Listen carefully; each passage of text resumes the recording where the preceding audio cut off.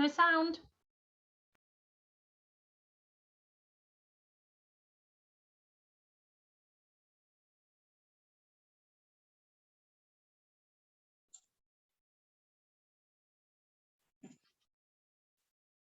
Stefanie, I think you might be on mute. Can you hear us? I can hear you, and I have now found the button to unmute myself. I hope I can be heard as well now. Let's start again. Okay. Good evening, everybody. Let me start by thanking Stephen and Hella and Filippo, of course, for the chance to present some of the wonderful Dutch finds in this forum, for which I'm very grateful. As I said in my abstract, this talk is not about direct comparisons to the Piersbridge assemblage. Instead, I would like to show you an overview of the riverine finds in the Netherlands in order to put Piersbridge a bit more into perspective from the continental view. The finds from rivers in the Netherlands can be roughly categorized in 3 different contexts, and this is the manner in which I will present this today. The first context are wet rubbish dumps. The second are finds from dredging, and the last one are finds from river crossings. But in order to present these, I think I will first have to expand a bit about the geography of the Netherlands. The Low Countries are famous for being flat and wet, but the latter is only partly because much of the western part of the country lies below sea level and is very close to the soil water table. The main reason is because the Netherlands is the delta of not only one, but 2 major European rivers, the Rhine and the Meuse. As is typical for a delta, both of these rivers have changed their course many times over the course of time, excuse the pun, either on their own initiative or through human intervention. In order to spare you the bewildering number and confusing courses of the various branches and confluences, let me just mention that the most important one, the splitting of the Rhine into the southern part called Waal and the northern part, the so-called Old or Lower Rhine, at a point that is now virtually at the border between Germany and the Netherlands, and which is noted on the map. While the Waal is the main branch with most of the water and the busiest shipping road of Europe at the moment, it is thought that in Roman times, the largest amount of water, and with it the main role in water transport, went to the Lower Rhine. It was the latter that formed the border of the Roman Empire, and whose southern shores were dotted at more or less irregular intervals, with forts protecting the waterway for the ships going to or coming from Britain. Now, this map only shows the main waterways in the Roman period, but as the waterways were the main manner of transport in the Netherlands, not only in antiquity, but up to the early 19th century, almost all settlements were near watercourses, either big or small. And because the proximity to water made for a very simple manner of getting rid of your rubbish, because when you drop rubbish into water, it's less offensive to your eyes and nose, especially when you have a current in the water. Most settlements had huge wet dumps in the waterways next to them, not only in Roman times, but later as well. I would like to present 3 examples of Roman wet dumps here, and that is the 3 places noted on this map. That's Alphen aan de Rijn, Forum Hadriani, and Tiel Passewaaij, so that you may get an idea of the amount of finds we're talking about. The first wet dump is next to the Old Rhine at the fort of Albaniana, which is right in the middle of the small town of Alphen aan de Rijn. As you can see, the fort lay parallel to the Old Rhine, which runs today slightly to the east of the Roman course. Luckily, the excavations also included a part of the foreshore of the riverbank directly in front of the main gate. That's the purple zone you can see on the map to the left, which revealed some of the remains of the wooden piers and the fort's dump, as you can see on the map on the right. This, of course, contained vast quantities of pottery and interesting organic finds, such as wood, for instance, writing tablets, and some leathers, mainly shoes, and of course, plant remains. But I would like to concentrate on the metal finds now, as their number and quality are quite exceptional.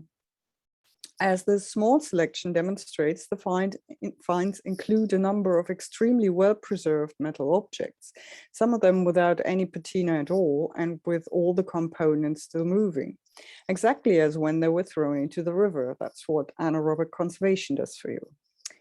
In numbers, Alphen is the largest excavated military wet dump in the northwestern provinces up to date. In fact, the total number of finds from the riverbank is even greater than the ones from the excavation. The excavation one says 1,893, but only part of the riverbank was excavated by the university. The remainder was excavated by a digger and then deposited on an empty terrain near a highway in the winter of 2001-2002, where a number of metal detectorists proceeded to have the time of their lives. More than 2,500 of the finds made there were later published in a book by some of the more honest detectorists, but there were also less honest ones who did not participate in that book. And I know of at least one example of a complete sword with a wooden handle and a complete dagger in its silver decorated sheath that were sold at auctions in Britain. So the original number must have been even higher than the one that we know. My next example is Forum Hadriani. The Roman town of Forum Hadriani is located in modern Voorburg, a suburb of The Hague. The town was also known as Municipium Aelium Cananefatium, the focal point of the civitas of the Cananefats who lived west of the Batavians on the Dutch coast. It was situated along the Fossa Corbulonis or Corbulo Channel. This waterway was established about AD 47 by the Roman general Gnaeus Domitius Corbulo and formed an important shortcut between the rivers Rhine and Meuse. The two largest excavations in recent years took place in 2005 and from 2008 to 2009, in an area that up to then had been thought to have been part of the Roman town with a section of the city wall. But to their great surprise, the excavators uncovered a harbor in the shape of a long trapezoid with a length of 110 meters.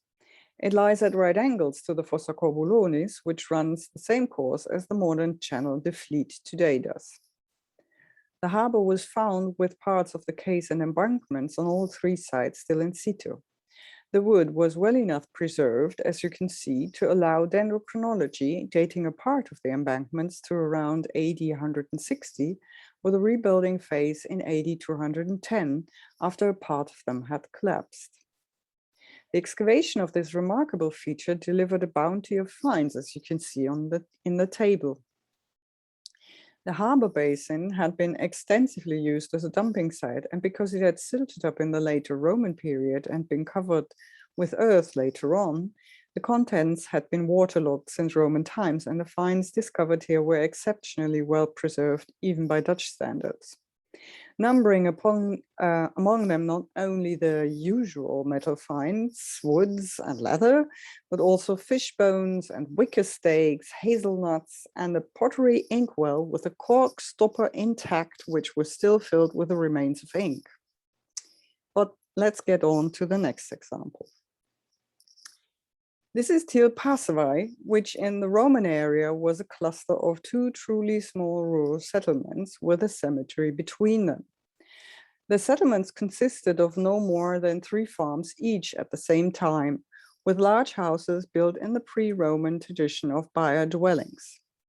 The houses were surrounded by ditches marking the borders of the individual plots. Nearby ran a creek that later turned into a residual channel which still held water but no longer had an active current. This settlement existed for 300 years, from about 75 BC to about 275. What is unusual about Til Passavi is that the ditches and about 100-meter stretch of the residual channel were excavated, because usually they are not. Usually you just excavate the houses. And these proved to be full of finds. 1,008 brooches and hundreds of other metal finds were found, among them 17 signet rings. And signet rings are usually just seen as something that's common in military or urban surroundings and not in a very simple, small rural site. The people of Tilpasvai seem to have used the ditches and channel as rubbish dumps. The metal items were heavy and thus sunk to the bottom, where they were enveloped in the muddy soil for which the Netherlands is justly famous and which has preserved them very well. The three cases that I have presented here have, I think, amply illustrated that almost every Roman settlement in the Netherlands had a waterway next to it, and this was in the most cases used as a rubbish dump. And while wet rubbish dumps are common in the Roman Empire and occur from Alexandria in Egypt to the Walbrook in London, the fact that the Netherlands has watercourses everywhere certainly contributed to their regular occurrence in settlements here.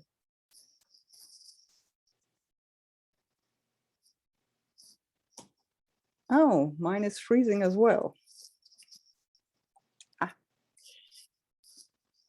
The next riverine fine context I would like to present are finds from dredging. The first from a single pit at Loward on the Rhine, and the others are a number of gravel and sand extractions from the Meuse. Loward is on the Lower Rhine, northeast of Nijmegen and east of Arnhem. It's one of the many places where gravel or sand was extracted from an old riverbed of the Rhine with the help of a floating gravel sucking pump. In the late 1960s, people started to find pottery and metal finds in loads of gravel from Loward that had been deposited in the harbor of Arnhem for further transportation. This was accelerated in the 1980s through the introduction of the metal detector, resulting in hundreds of finds distributed among various finders. Willem Kuipers, one of the detectorists and pictured on the right in the 1980s, collected as many of these finds as he could and published a book about them, which came out this year. The number and character of the finds recovered, which must be a very small part of the original number, make it seem likely that they originated in a Roman fort and its vicus, which had originally stood on the banks of the Rhine at the hole that is now the gravel pit of Loward. After the fort and vicus had been abandoned, and perhaps even at some point in the early Middle Ages, the river must have changed its course and partly buried the fort and vicus in gravel and partly washed it away. The second example are 3 gravel and sand extractions in the Meuse. The finds were made with the help of the extraction firms. The floating gravel sucking pump, I really love that, pumps the material onto a conveyor belt, and a large magnet hangs over the belt to sort out any large bits of iron before the material goes into a crusher. The arrangement was that the material that stuck to the magnet would not go to a scrap metal dealer, but would be periodically fetched by an archaeologist and sorted, and the relevant finds given to the archaeological depot of the province. So all the finds we have here are larger iron objects, many of them tools, and everything else is gone. Vincent van der Veen, who is a colleague of mine at PAN, has been responsible for entering all of the finds from these extractions into our system at PAN. He's going to publish them, but kindly let me have the overall numbers of Roman finds for this talk. One thing that springs out from all of them is the high number of Roman post shoes in Elslo, pointing to some sort of structure, either an embankment or quay or a bridge, which is much more likely because these sort of postures were almost only used for bridges in the Roman Netherlands. The funny thing is that we know of no larger settlement nearby that would, make a bridge make sense, just a small villa rustica, and the Meuse is fairly wide at that point already, so it would be a really large investment to have your own bridge. But we know that a Roman road ran alongside the river. The third kind of context I would like to present today are river crossings, which are the most similar to Piersbridge, of course. One is at Berlicum, which is southwest of 's-Hertogenbosch, and the other is at Nijmegen. In November 2017, two brothers who went metal detecting found 107 Roman coins near a creek called the Ar near Berlicum. The A is written with two A's, so you really have to say ah. The creek was in the process of being renaturalized after having been straightened in the 1950s. And in the picture, you can still see the completely straightened creek. And then here you see the natural curves of the original creek. The renaturalization exposed the ancient creek bed in which the coins were found. A year later, some follow-up research took place through coring and trial trenches, which found a few more finds. But a more important result of this was a reconstruction of the landscape, demonstrating that there is a very high likelihood that this had been a ford in Roman times. The conclusion of the publication of this find was that the chronologically wide coin spectrum in combination with the fine spot, which is far from any settlement, made it very likely that this is a place where coins were intentionally deposited into the creek to ensure or to thank for a safe crossing of the ford.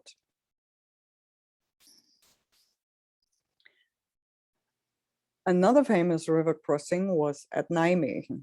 Compared to the rest of the Netherlands, the area of present-day Nijmegen was very densely populated from 19 BC onwards with the first legion, encompassing both a series of legionary camps and plus forts with their canabe and viki, plus a number of civilian settlements connected to the Batavians.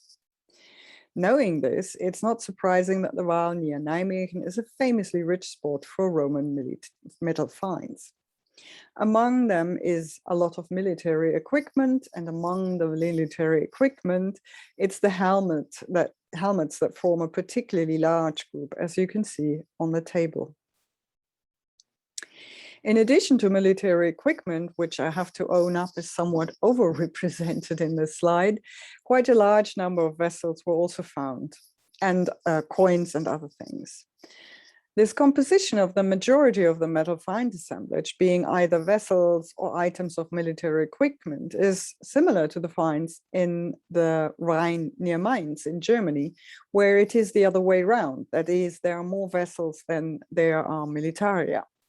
In both cases, most of the finds seem to have been complete when they went into the water, which is often seen as proof that both groups were ritually deposited in the water. While this may be so, I think we are also dealing with a post-depositional process here. Larger objects are easier to find for the mudlarking public, and much more importantly, they are easier to recognize. That the latter is more important than the former is shown by the amounts of coins, which is fairly large, considering that these are really small objects. But coins are easily recognizable as such, even for the general public. And even if the denomination is unknown, it is known that they are very often quite valuable, which will have played a part in the frequency with which they were picked up by the public.